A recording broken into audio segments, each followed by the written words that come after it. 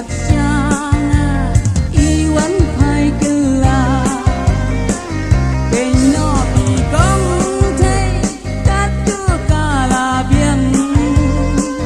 ya jinwan ro jong pi ngam la shu ban tiang ya jinwan ro jong pi ngam la shu ban tiang